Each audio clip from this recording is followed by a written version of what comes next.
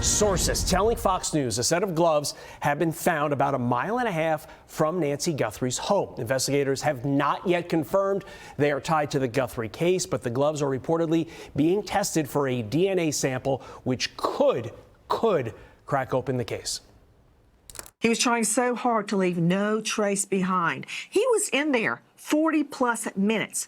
All I need, Sean, is one hair, one, be it nuclear or non-nuclear, meaning no root or root. All I need is one. Why? Because that DNA that they have found there is coming back, even if he doesn't have a record. Still, genetic genealogy, busted. Police are also focusing on the backpack, which was worn by the person seen walking outside Nancy Guthrie's home. And law enforcement believe this could be a clue to track this person down. We found that the backpack looks like a Walmart Ozark Trail hiker backpack. And what you see is there are reflective pieces on the backpack that match this Walmart backpack. One of the television stations in Tucson, KOLD, said today that late today that indeed the law enforcement believes it is that Walmart backpack that the person was wearing.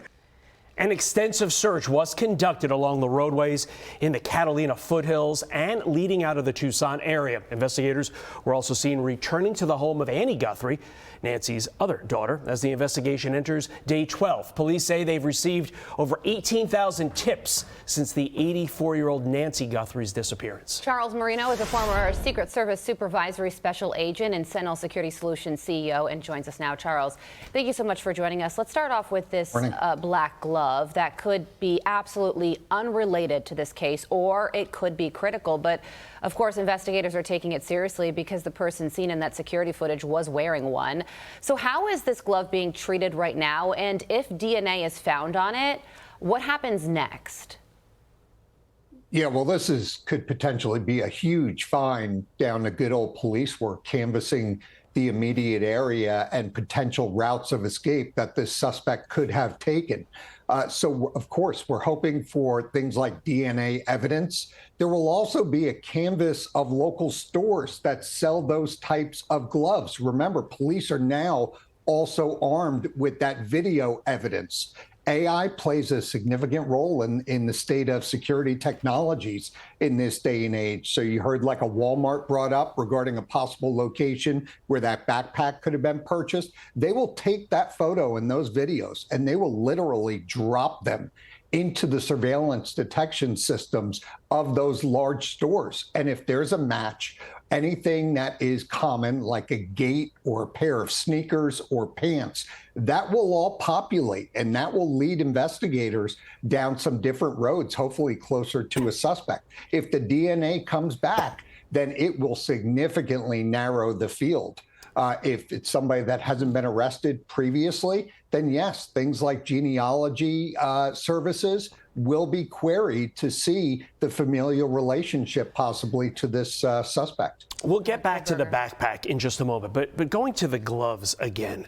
In light of how painstakingly this guy sealed up his body so as not to leave any DNA trail, do you believe he subsequently was so haphazard that he tossed a glove on the ground? Now, I understand the eagerness to try and link these gloves to the case, but logic, to me at least, Charles, dictates that if he was that careful in the video that we saw, he wasn't that uncareful tossing a glove in and among all those cacti. You know, a lot of people forget he also had an 84-year-old woman in tow who's not in the best of health. And so he was multitasking. And as a result, people make mistakes. And hopefully this was one of the big mistakes that the suspect made. And hopefully he wasn't wearing a double layer of gloves. And we're going to get some solid DNA evidence here, either directly from the hands or from another part of the body that may have been touched.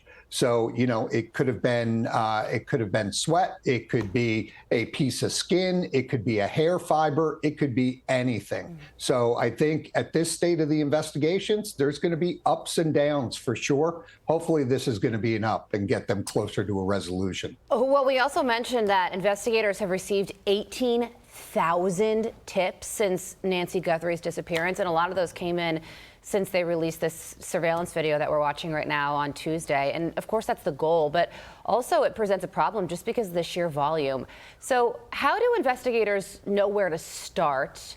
And the last thing you want to do is to have the real tip be ignored or be the 18,000th that you look into. So how do they delineate what they should be looking at versus things that are obviously false?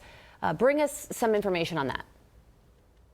Yeah, the tips being robust, no surprise, really global coverage. So these tips could be coming in from anywhere. They are inventoried as they come in, and then they are assessed by a team of investigators who are going to go through these diligently based on the point that you just made. You don't want to push something to the side that could turn out being a valid tip. So they're going to look at things like location, where these tips are coming from, the basis for reality. Would this person actually have information available to them to assist in the investigation? And also associations. Is it possible in some of these tips where they say they may know the suspect? Is it possible for there to be a relationship there? So there's a whole list of criteria that they're going to try and get through as quickly as possible to either verify a tip or move it to the side. If we could pull back up the shot of the backpack again, walk us through exactly how authorities are going to pinpoint the suspect from the universe of people who bought that particular backpack at Walmart. Charles, do they need a warrant to get all that data from Walmart as to the potential buyers of that? Walk us through how that actually happens in practice. Well, we've already seen law enforcement engage with a third party regarding the Nest camera and Google.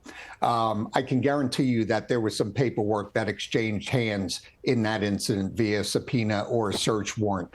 Same thing here. When you start to deal with third party providers, as much as they want to help, their offices of general counsel are usually going to want some paperwork with it. And it's really not a big problem. It's not an unfair expectation. Law enforcement will have the search warrant written up, and they will get access to what they need as part of this investigation. So while some may view it as an exponential hurdle, it's really not. It's actually an exercise in justice, something that I've always expected during an investigation and was always happy to hand over as quickly as possible to get the information that I needed. Search warrants is something that we're going to want to pay close attention to, because when it comes to the family, for example, we're seeing all of this increased presence at Annie Guthrie's location. And right now, all of those searches, according to the information I have been consensual. That means the family has given law enforcement to go in and have at it. They've got nothing to hide, and go in and look for the evidence that you need. We saw some of that brought out yesterday. But pay attention, because if there's going to be a change, there's going to be a change when we start hearing that a warrant may or may not be requested by the family. If that changes, then it means somebody has lawyered up and been notified. They've become a person of interest. Understood there. Day 12, and investigators are working around the clock to try and find that piece of evidence that can solve this case. Charles, thank you for joining us. Charles. I'm Steve Ducey. I'm Brian Kilmeade. And I'm Ainsley Earhart. And click here to subscribe to the Fox News YouTube page to catch our hottest interviews and most compelling analysis.